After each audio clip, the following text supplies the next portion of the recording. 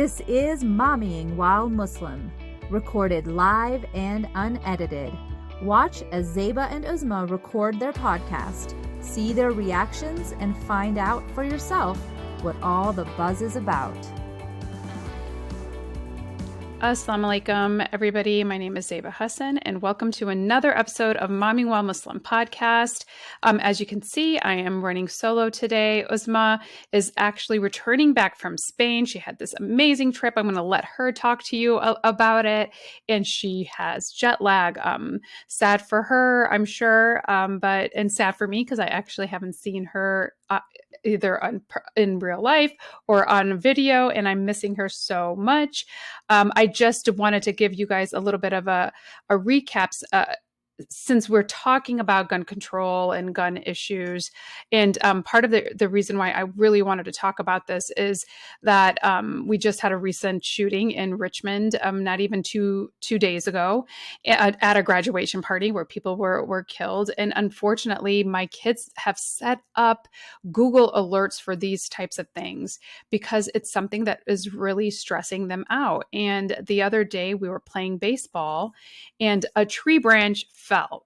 There was a forest behind a tree branch fell, and the kids in the dugout literally took cover because it's for them, they thought it was a shooting episode versus it just being a tree branch falling in the forest. So, these types of things really impact me as a parent. And so I'm so thankful that we're talking about this issue, and we're bringing amazing people on to kind of give us the behind the scenes about why we as Muslim Americans and American Muslim mothers specifically really need to focus on this issue. And as you can see, unfortunately, June is almost done.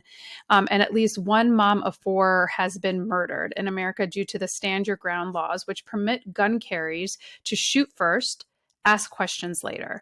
These laws disproportionately affect people of color, and we need to cancel them as of yesterday because they are the vestiges of Jim Crow, as you all know. And we've had 2 killed at a high school graduation just this week, including an 18-year-old, which of course hits really close to home. If this is not going to make your mama heart bleed, I don't quite even know what is going to do that. And, we're just going to go home and we're going to wait for the apocalypse. I have my garden going, and I'm going to make a bunker in my basement because, quite frankly, all of this stuff is really stressing me out.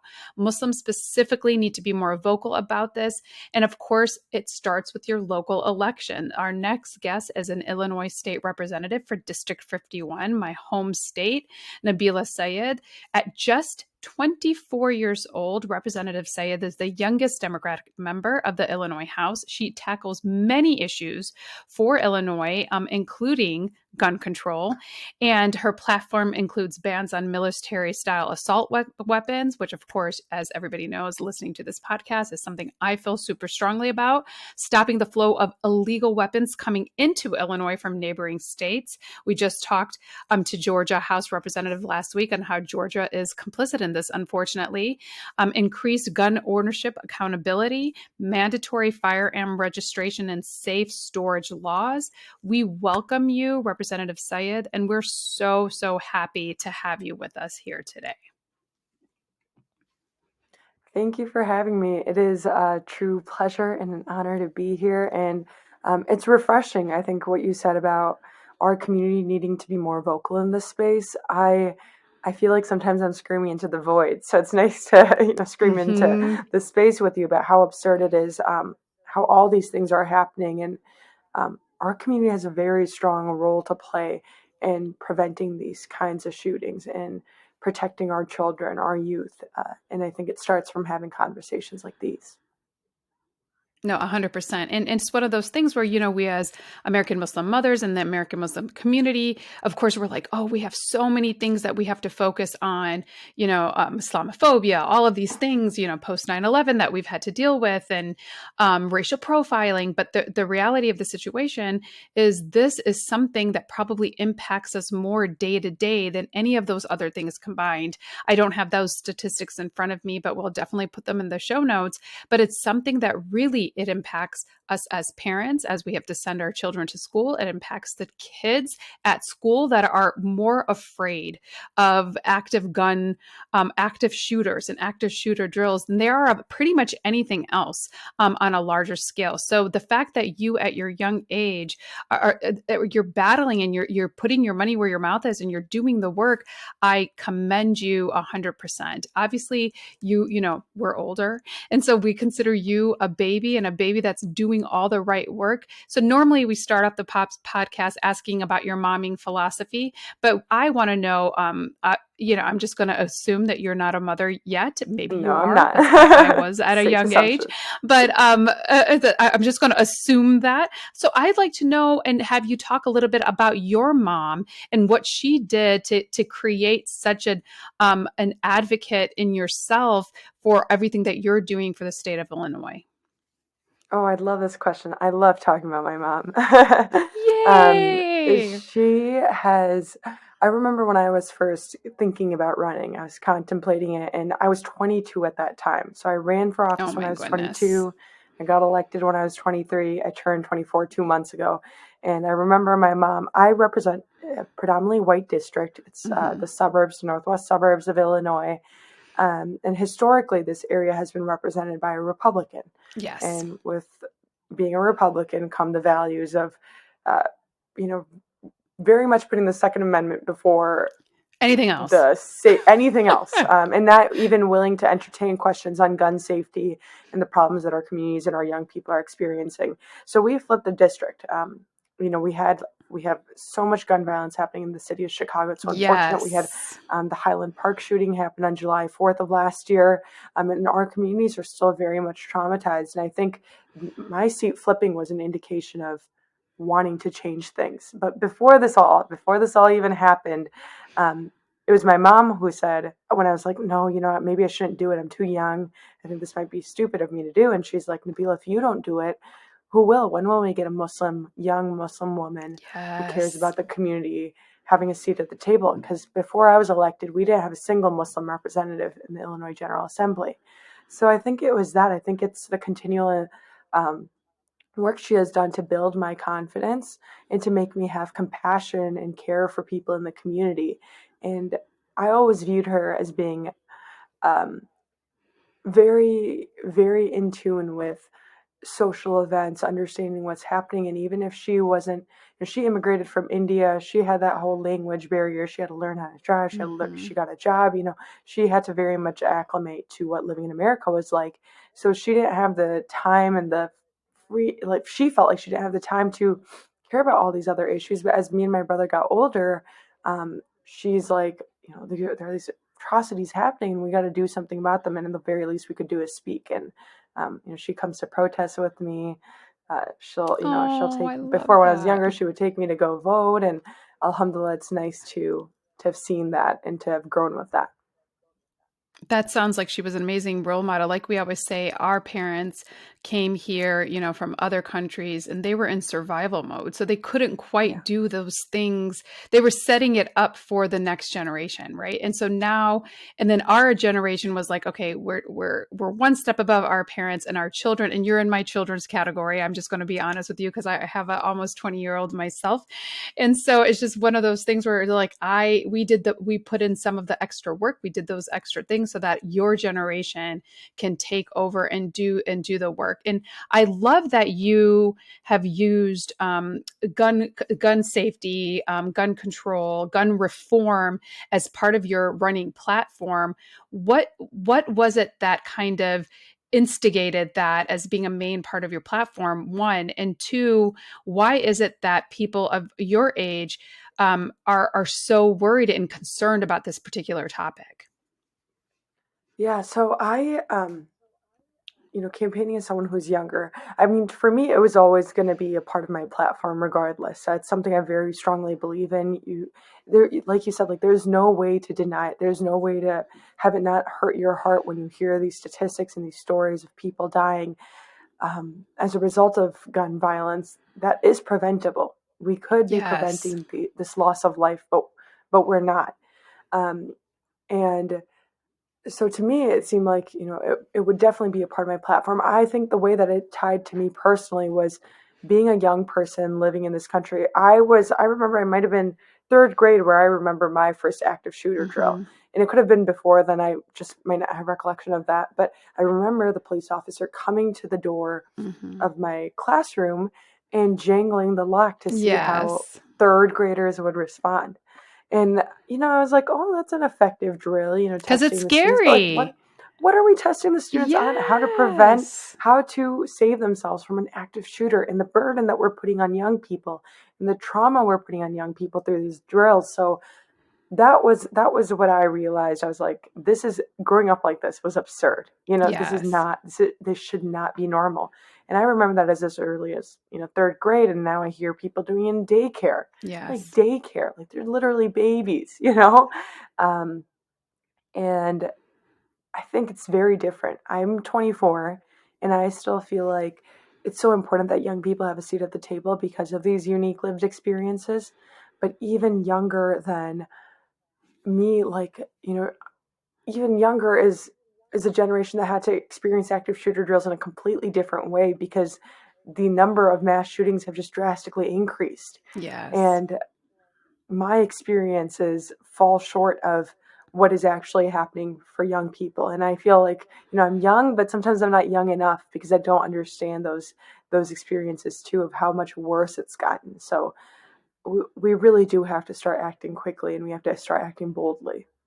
No, The federal 100%. government for sure. And it's one of those things like you said that you kind of flipped the district from a more Republican base to a Democratic base, and obviously that that the protection of the Second Amendment, the right to bear arms, is something that it's high on the level on the platform for the Republican Party. That's something that they just use. Now, we as people that are advocating for gun control and gun reform, we're not trying to say we're anti-gun. What we're trying to say is that there should be common sense rules put in place so that it's not as easily as accessible to people. Is that Mhm. something that you would agree with, or that you have seen that people don't quite understand the difference in what we're trying to reiterate? As in, we're not trying to throw your gun rights away. What we're trying to say is, you know, you don't need an assault rifle. You don't need a military grade weapon to protect your home from intruders. Yeah, I will say, um, gun safety, I'm on the same page. We need basic reform to just make sure that dangerous weapons are not in the hands of dangerous criminals. And to me, that's the bare minimum of what we could be doing just to ensure the safety of our entire communities. And I remember when we wrote, Nabilah will fight for a ban on military style assault weapons. Uh, Thankfully, a little bit after I got elected in veto session, or no, sorry, this was lame duck session for us. Before I was inaugurated, I got elected before I was inaugurated in the middle. They passed an assault weapons ban in the state of Illinois, which was Okay. amazing. And I don't think anyone thought maybe a year from that date that thing would be that would be even possible.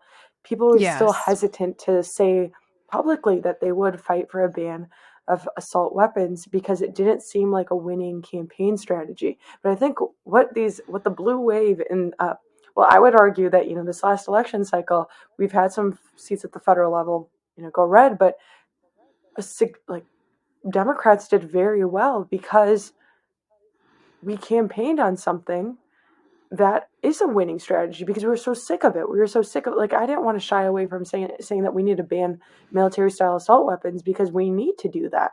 And I think lots of us were fed up with it and we took a bold stance, and overwhelmingly people who took that bold stance were winning and they were doing well. And I think that's where it's time for our country to recognize that, like, if you're so worried about politics, if you're so worried about elections, campaigning on gun safety is a winning strategy because the reasonable average Joe in the entire country believes in common sense gun reform and understands what a huge problem we're facing. So, that was my biggest takeaway from the election is that, like, these values, they're not losing values. They're values that win because people care about them. And if people care about them, that is what we should be fighting for in all positions of elected office. And the truth of the matter is, we always think and come out to vote more for the federal level, but it's really at the state level where you're more impacted by the laws that govern your everyday day to day, and so that state representative, like yourself, you guys are the ones actually fighting for the rights and the rules and all of those things that impact every single day, that impact your day-to-day life, so let me ask you this. Obviously, we've confirmed that you're a youthful person. You're going in there and you're fighting. You're likely have a seat on the table with a lot of people that are likely a lot older than you. How do you feel that your youth is either assisting or impeding you in the House right now? And what can you tell and what can we tell our ummah, which is our greater community, about the example that you're setting as somebody who is of the youth that's coming forward and trying to make as much impact as possible? Sorry, could you repeat the first portion of that question? I caught the second portion, but I want to address it No, all. I just want to know, how do you feel your youth or your youthful ideas are helping you assist or perhaps impeding the things that you are doing or trying to accomplish in the House right now? So, thank you for repeating that. I think I've been so pleasantly surprised with how receptive my colleagues have been. And they're folks that are my parents' age, much older than my Mm-hmm. parents. Like, these are people that I interact with in a very professional setting that do not share much of my lived experience just being a younger person living in Mm-hmm. America. And, obviously the other And a layers that younger, don't, yeah, exactly. An American yeah. Muslim child. I mean, like we have so Thank you. many layers to us as a community. Exactly, like being, I'm the first South Asian woman in the state assembly too. So that That's layer, amazing. wearing a hijab and all the lived experiences that come with that. So it's a very different perspective that I offer, but it's a perspective that has been so welcomed by my colleagues. And I've been encouraged to do big things and to think about big, bills that I'm like, maybe this is too tough for a freshman to handle. But people have encouraged me and have pushed me along and have supported me on this journey. So it is so amazing to think that, like, I believe in Illinois politics, young people are being embraced and they are being embraced wholeheartedly. And the Speaker of the House had made me the freshman Democratic Caucus whip. We have a class of now 16 freshmen, and That's I'm the whip for amazing. that class. So it's awesome to see that not only are young people being elected, but they're being empowered to lead and to encouraged to lead. Um, so I think that has definitely been just amazing to get that kind of reception, but then also uh, having that, like, future oriented perspective. I attribute to being younger. We've had some bills that have come our way that I'm like, how is this going to impact us like 20, 30 years down the line? How is this going to impact us 50, 100 years down the line? And I think I've offered that perspective in numerous conversations, but sometimes I'm like, I'm thinking that I need to be the strongest advocate against this or for this because I'm going to have to live with the consequences the longest. Yes, Out of a lot of exactly. people here, I have the highest chance, if we're just thinking about old age, and have the highest chance Yeah. of being here the longest to live with the impacts of the decisions that we make. So I don't want us to make a decision that's going to hurt us, that's going to hurt me 75 years down the line, that's going to hurt my kids and future generations. And Inshallah. I think that's been a perspective that I've really tried to push forward in the state assembly too. Yeah, I absolutely love that. So, obviously my hometown is Chicago, and my family still lives there. So I definitely have this connection to Illinois very strongly, and we have a huge base there. So, what can our Muslim community do to help you all kind of pass these common sense laws? What can we do as a community that will help make the most impact in getting these things passed in Congress? Our community is so strong.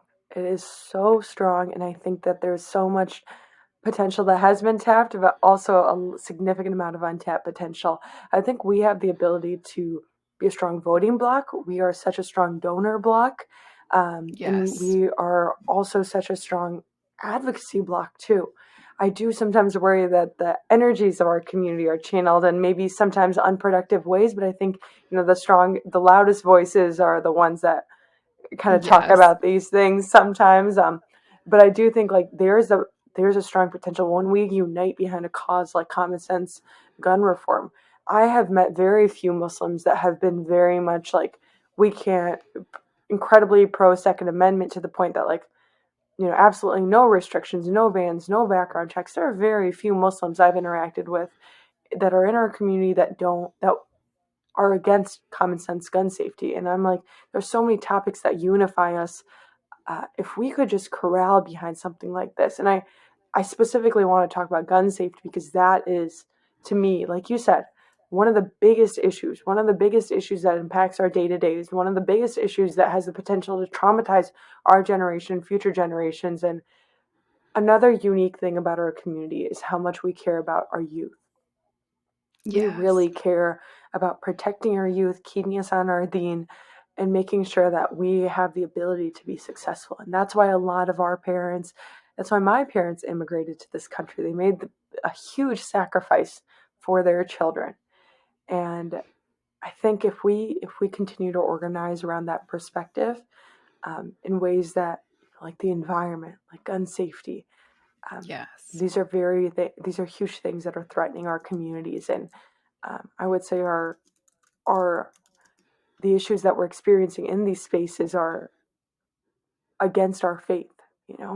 Like the mass killing of people for absolutely no good reason. That is not Islamic.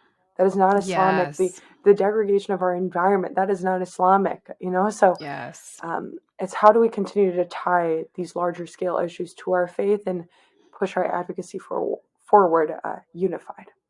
I love that. Like to your point, it's not mutually exclusive, right? These types taking care of the environment, making sure your most vulnerable populations are represented and taken care of. These are all principles within Islam that we're just trying to create and push forward. So we should care, regardless of it on a personal level. We should be caring for it on a deen level, like you mentioned. I absolutely love that you reiterated that. So, as moms, help talk to your kids about these things. That's one of the first things we can do. Talk to your kids about them. They're going to come to you with these types of stresses. They just are. My youngest, he's 10. If I don't answer a call or a text, if I'm gone, he literally will tell me when I get home, I thought you got shot.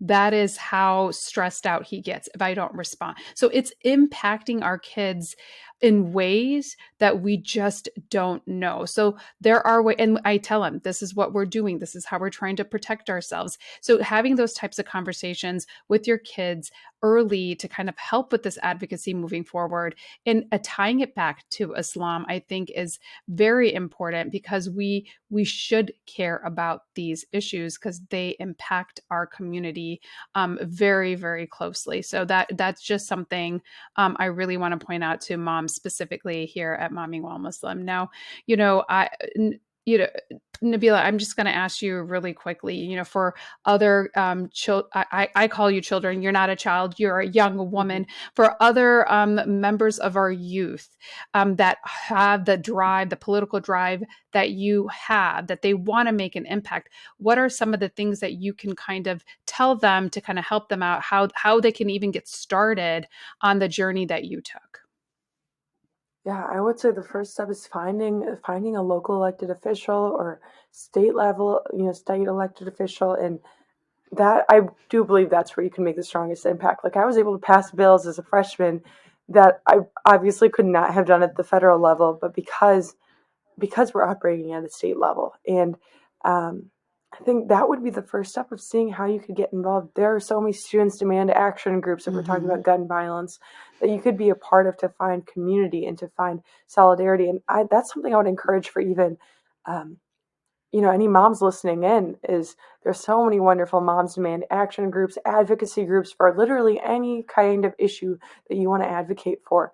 And something that I've noticed is um, our community is sometimes, and I don't want to paint our community with a broad paintbrush at all, but I think some folks in our community might be a little bit hesitant to get involved in these ways just because we're not used to that or we're not Mm-hmm. familiar with that. But I think we've been seeing more and more members of the Muslim community getting involved, whether it's students, adults.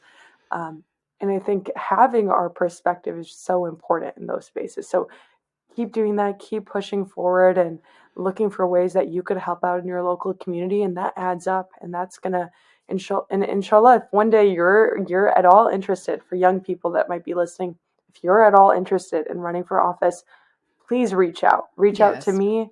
All my information is online and um and we'll help you get started and see what you could run for, what you care about, and how you could advocate for that. Absolutely, absolutely. And we're going to be sharing all of her information. She was nice enough to share it with us, and we're going to be sharing all that in our show notes. And like she offered to talk to anybody if they're interested in, something as simple as having your, young children write postcards. My younger two wrote postcards to Congress, and those types of small things start showing how they can get involved in the democratic process and have a voice, because sometimes we do feel hopeless. And whatever little things that we can do to kind of help provide that hope for ourselves and for our children, it's one voice. But if one voice, we keep multiplying that, it becomes a huge, it's becomes this huge voice. And that's kind of what we really want to try to advocate here at Momming While Muslim, and bringing on amazing young ladies and like Nabilah here that are doing the work and putting in the work. So Nabilah, where would can people find you right now on Instagram? Because I think that's kind of the it way for people to kind of get it in control, get in contact with people. Where's could you tell us a little your handle, and if you have a Facebook page, just so that if people are listening, you can kind of go and look that up and write her a DM and get involved as quickly as possible. Yeah, so my government side handle for Instagram, where I like to be very frequent with my updates on Instagram stories. So please take a look at Yes. those. It's rep.Nabila Sayed on Instagram for my government side, and then just Nabila Sayed for my personal slash campaign side, and then Nabila for Illinois on Facebook, and I think State Representative Nabila Sayed. But if you go to our website, repnabilasayed.org, It'll be everything should be there. up there. And just click on it. So do you have any final notes for our audience today on gun control or gun safety? This is one of the biggest issues that is facing our young people. And I worry that we are not caring enough as a unified group to advocate for this. But I also, specifically among the Muslim community, but that is, once again, I want to be very cautious of painting our community with a broad paintbrush. And I think there's an opportunity where there are so many individuals in our community that are passionate about this, that are worried about their children, that are hearing stories like you mentioned about your kid, being worried about whether or not you came home. Where enough of us stack up and we can make this an issue for our community, and we can tie it to our deen, and we could be incredibly powerful, because I think moms are some of the most powerful people. Oh, They are the heck most you. powerful We people will in this take you world. out if we have to. We will take you Ex- out if we have to. and that's why Moms Demand Action is one of the most incredibly effective groups. So it has just been an honor and a pleasure to be talking about such an important issue.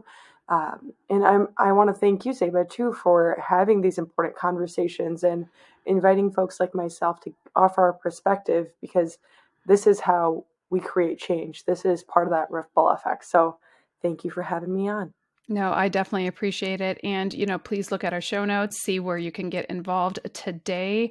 Uzma, I hope you're getting over jet lag. And for all the young kids and we do have a lot of youth listening to our podcast, we're blessed by that, go and put in the work. We're here to help support you in whatever capacity that we can. And as you can see from Nabilah's example, you don't let your age kind of get in the way of all the impact that you can make, because I really do believe that this next generation is going to be our saving grace. So I appreciate all the work that you're doing, Nabilah, and I'm so thankful that you were able to come on the show today. Thank you. And, look for a local Moms Demand Action group. We're going to have that also on our show notes. Until another time, all we can do is take each day as it comes and do whatever little that we can do day by day to make tomorrow just a little bit better for our broader community. Thank you guys so much for joining us here today at another episode of Momming While Muslim.